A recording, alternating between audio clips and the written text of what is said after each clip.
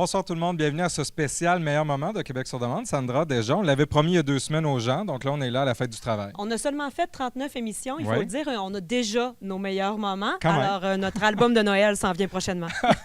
Donc, tout au long de l'été, pour ceux qui ne le connaissent pas nécessairement, eh bien, Québec sur demande, c'est l'émission estivale du lundi au vendredi à 18h30 et on a parcouru la région vraiment dans tous les recoins possibles. On est même sorti de notre territoire de desserte à Radio-Canada Québec sur la route à votre rencontre parce que c'était ça le but de l'émission aussi, de rencontrer monsieur, madame, tout le monde dans son quotidien, dans ses activités. Des gens qu'on ne voit pas nécessairement habituellement dans nos reportages. Pour ceux qui ne me reconnaissent pas, normalement, je suis pas mal plus petite T'as que grandi ça. ce J'ai soir. grandi en 2 semaines. Et vous avez été nombreux à réagir sur nos réseaux sociaux, à participer à la discussion dans les diffusions en Facebook Live, notamment et sur notre site radiocanada.ca/Québec. D'ailleurs, tous les contenus vont y être encore et toujours. Et on a fait ça, ce beau travail-là, avec nos collaborateurs. Voilà. On en a une partie avec nous Bonsoir. ici aujourd'hui. Salut. Bonsoir.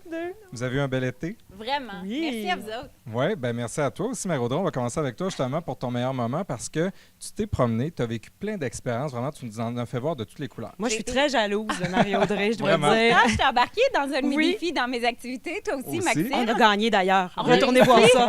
Le défi évasion, en effet, vous irez voir ça en ligne. D'habitude, au téléjournal, vous me voyez souvent bien chic comme ça. Un autre côté de ma personnalité, c'est que j'aime le plein air. J'aime ça jouer dehors. puis J'ai eu la chance de le faire avec vous. J'ai essayé le kayak de mer pour aller voir les baleines. J'ai fait de la planche à roulettes électrique. Ça, c'était tout un défi pour moi. J'ai encore toutes mes dents. Bravo! Et même mon coup de cœur, c'est que j'ai rencontré André, un pilote exceptionnel qui m'a permis de découvrir Québec autrement.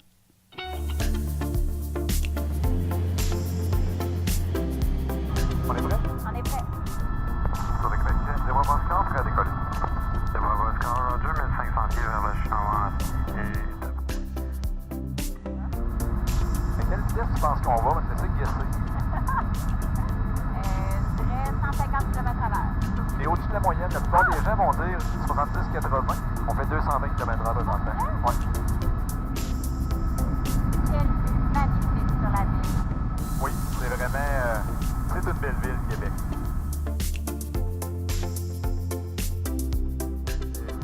On voit les plaines d'Abraham. Wow, on voit toute la foule amassée pour le festival. Mais ça, au moment du tournage, le week-end, c'est la prête sur plein ce soir. Tu vois qu'il voulait coucher le soleil? C'est magnifique. Il est rouge en plus. Je tripe ma vie en ce moment. Je pensais pas vivre quelque chose de plus wow que ça.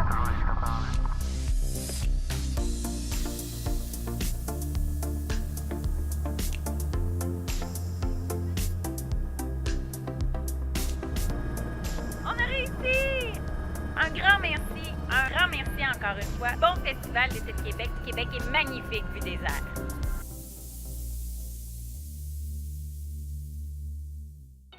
C'est mon anniversaire dans une dizaine de jours. Si jamais quelqu'un souhaite m'offrir un cadeau, moi, le tour d'hélicoptère, j'avoue que ça me tente, oui. Philippe, on a vécu avec toi du sport vraiment intéressant cet été. Des gens, encore là, des amateurs, plein de ligues. Et tu nous as fait découvrir un sport particulier. On va y revenir, mais d'abord, ton expérience, Philippe Marquis, athlète olympique, qui débarque à la télé de Radio-Canada à Québec. Comment tu as vécu ça?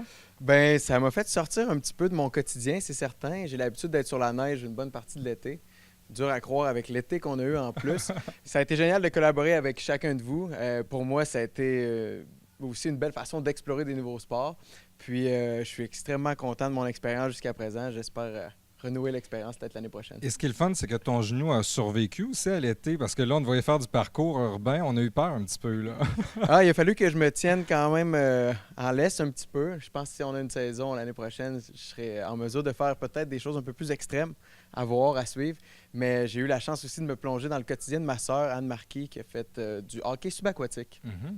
Puis le hockey subaquatique, ce qui est intéressant, c'est que c'est un sport que je connaissais, oui, étant donné que ma sœur y participe, mais j'ai jamais eu la chance d'y participer, puis de vivre vraiment les émotions, de vivre ça.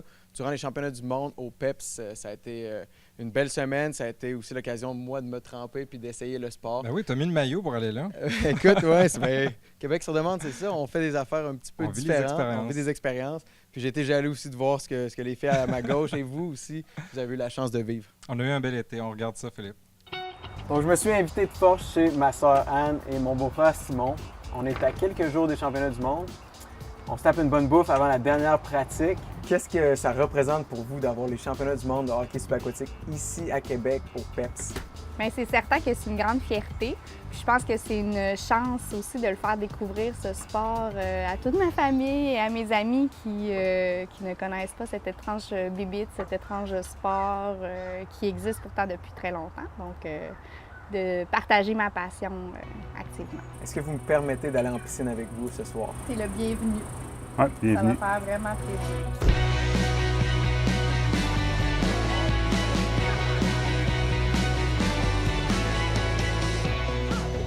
Je m'en vais plonger à l'eau. Un ou deux trucs, qu'est-ce que je peux essayer sans avoir l'air d'un fou? Hein? Bien, premièrement, je pense que la clé dans ça, c'est pas courir partout puis essayer d'être partout. De vraiment prendre ton temps puis d'essayer de lire le jeu puis de voir quand ta présence est nécessaire. C'est vraiment une clé. Ouais, c'est ça. Là, tu vas plonger puis tu vas justement être disponible pour avoir une passe ou tout ça. Fait que vu qu'on peut pas se parler, fait qu'on peut pas. Il faut vraiment lire le jeu puis essayer de descendre au bon moment. Oublie pas de respirer avant de descendre. C'est probablement le meilleur conseil que j'ai reçu aujourd'hui.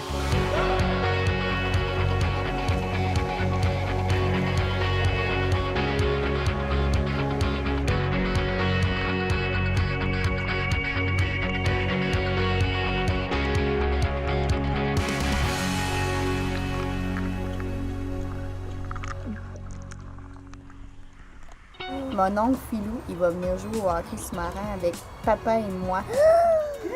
Est-ce que tu penses qu'il va être capable, Maëlle?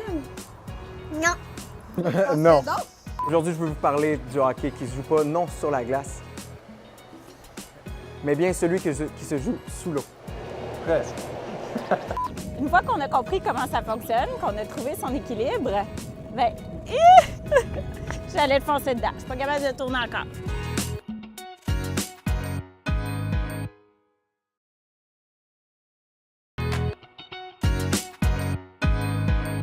On a eu un bel été à Québec sur demande et Sandra, on a été choisi de repousser nos limites, même des fois dans certaines activités. Surtout toi, tu es allée dans une grotte à Bois-Châtel. Oui, et j'ai changé d'idée à peu près 42 fois pour choisir mon meilleur moment, mais j'ai choisi la grotte parce que c'est le tournage qui m'a le plus surpris. Je m'attendais vraiment pas à vivre cette émotion-là en arrivant dans la grotte de Bois-Châtel. Je pense que les images ne le rendent pas nécessairement à quel point c'est beau, c'est brillant, on dirait des paillettes. Et c'est un défi technique aussi, là. C'est un gros défi technique. Salut à Bruno, le caméraman, qui lui a traîné la caméra dans la Oui. grotte. Moi, j'ai rampé pendant une quinzaine de mètres. Lui, il a rampé avec de l'équipement, avec une lumière, avec une caméra. Alors, c'était un beau travail d'équipe. Alors, on revit ça.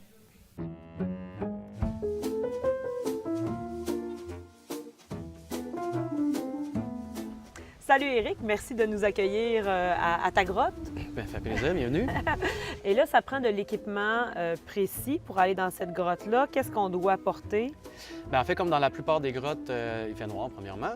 Il fait pas au Québec, il fait quand même assez froid. Puis c'est très humide. Donc, ça prend des vêtements chauds, des vêtements longs aussi pour se protéger un peu. Et un casque et de l'éclairage, évidemment. T'es prêt, Bruno, à ramper pendant à peu près 15 mètres? On se prépare.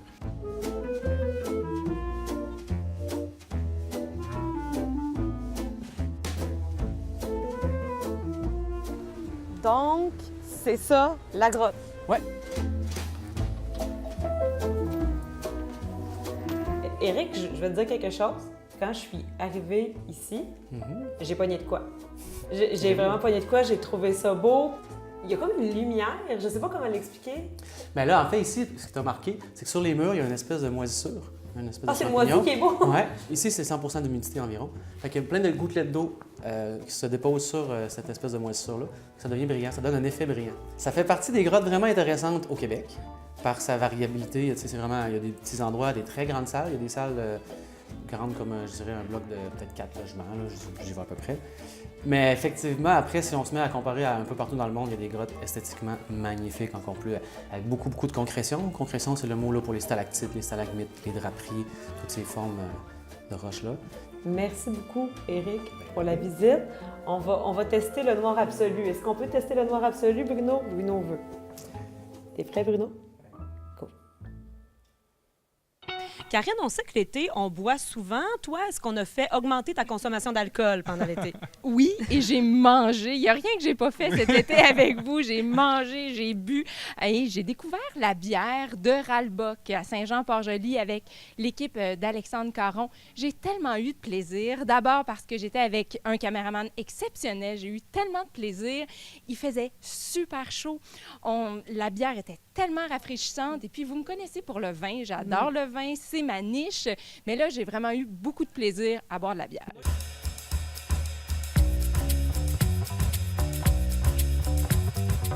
Je te ferais goûter à une petite bière qu'on sort à tous les étés, qui est une bière aux fruits, évidemment. Puis en plus, ça, c'est direct de la cuve. Une bière aux framboises qui s'appelle la Petite Vaienne.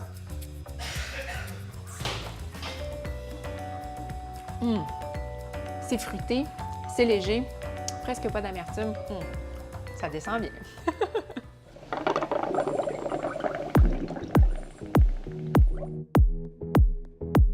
Ça, c'est notre chai, donc c'est-à-dire notre entrepôt, on fait du vieillissement en baril, de la fermentation en baril de chêne. On sort 2 bières là, cet été qui proviennent de ces barils-là. Donc, si tu veux, je t'invite, on va aller au pub Ralbock, on va aller déguster ça sur le bord du fleuve. Oh oui!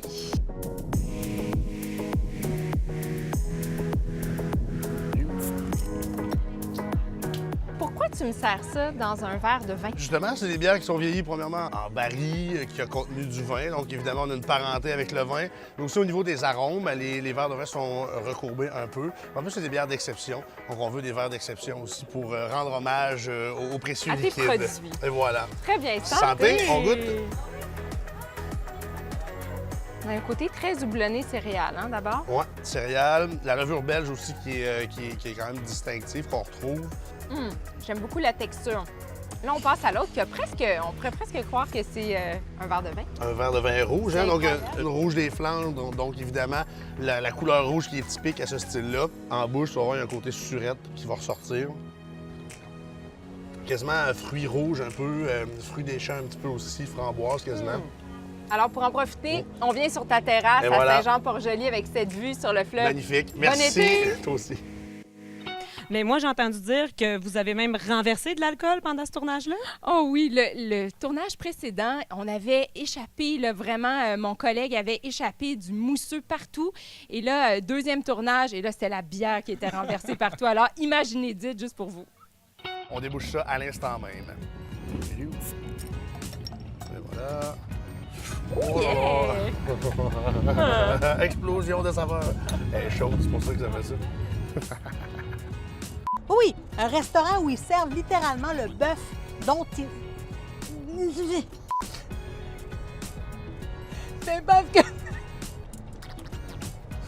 Oh, ça apprécie que je suis niaiseuse.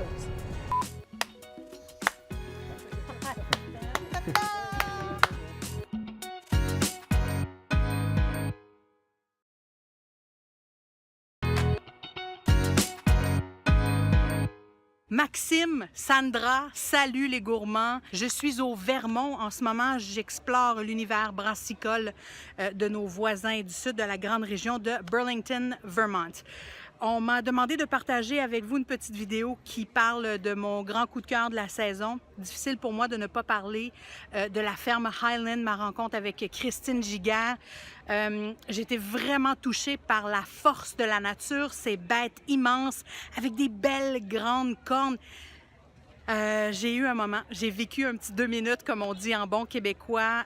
Ces bêtes de 1000 livres qui s'approchent, là, on les voit à un moment donné s'approcher près du 4 roues de Christine. J'étais avec mon caméraman Bruno Giguère à ce moment-là. Aucun lien familial avec Madame Giguère, qui est la fermière de la ferme Highland, mais tout l'univers de la terre jusqu'à la table au bistrot, la ferme, pour moi, est un grand coup de cœur de cette saison à Québec sur demande. J'espère que vous avez apprécié cet univers gourmand.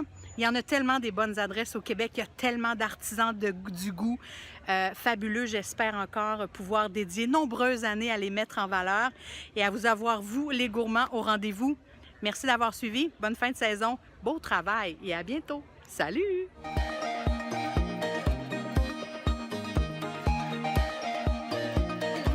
Christine, bonjour. Bonjour. Merci de m'accueillir.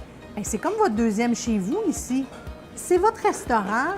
Mais il y a une histoire particulière avec le menu parce que vous servez littéralement des produits de la terre de Portneuf jusqu'à la table. Parlez-moi un peu. C'est ça. Nous, on a un élevage de bœuf Highland à Grondines. Ça fait 15 ans, presque 15 ans qu'on élève les bœufs. Il y a 5 ans, on a eu l'opportunité d'acheter ici, ce petit restaurant-là, puis dans le but d'offrir des plats à base de notre bœuf Highland. Et après, on offre aussi les produits du terroir, comme on dit, là, de plusieurs producteurs de la région. Qu'est-ce qui vous a amené à faire l'élevage du bœuf Highland? Parce que c'est pas commun au Canada comme élevage. Qu'est-ce qui nous a amené, c'est que, premièrement, on a acheté une petite maison de campagne. On avait les terres, les clôtures, on avait tout, le pâturage. Là, on a cherché une bête qui n'était pas déjà dans la région. On voulait se démarquer un petit peu. Ouais. Puis en faisant le tour, on a trouvé un troupeau de bœuf Highland, puis on a littéralement tombé en amour avec cette belle bête-là. Il y a quelque chose d'unique dans l'expérience. Oui. Et c'est ça que vous faites vivre à vos clients ici au Bistrot La Ferme. Oui. En servant notre bœuf de toutes les façons. Merci. Bien, bienvenue. Puis longue vie au bœuf Highland dans la région de Portneuf. Merci bien. Un petit secret que vous ne savez peut-être pas sur Québec sur demande, c'est que Maxime est un peu chialeux et grognon avant de se rendre sur les lieux de tournage. Et au retour, il est toujours super de bonne humeur. Alors, quel tournage t'a rendu le plus de bonne humeur cet été? Que lors de la tournée qu'on a fait médiatique pour le lancement de l'émission, tu disais que ma meilleure qualité, c'était que j'étais chialeux. Bien, ça me fait rire, moi, que tu sois chialeux. Voilà. Mais il y en a qui ont raison de l'être peut-être avec leurs horaires de travail parce qu'il y en a qui se lèvent très tôt pour travailler très tôt à Québec et il y en a qui se couchent très tard aussi ou tôt, ça dépend parce qu'on a fait 2 beaux reportages sur Québec à l'aube et Québec la nuit. On regarde 2 extraits. 4 heures du matin, bonne nuit ou bon début de journée, c'est selon. Pour nous, c'est un début de journée. Et aussi, Marie-Claude, on va monter à bord de son autobus 800. Allons voir. Qu'est-ce que vous aimez de cet horaire-là? Le matin, c'est ça, c'est le fun, c'est calme, le soleil qui se lève. Ça, c'est une partie que j'aime bien. Puis, je pense que je suis faite plus quelqu'un qui se lève tôt. Là. Je suis pas, même la fin de semaine, je me lèverai pas aussitôt, là, mais je me lève quand même. Direction Beauport. Bonjour. Est-ce que la clientèle est différente du matin que du soir? Est-ce qu'il y a une tranquillité le matin qu'il n'y a pas le soir? Ou... Les clients sont tranquilles, mais c'est surtout des travailleurs qu'on va avoir comme ça le matin, des travailleurs puis des étudiants.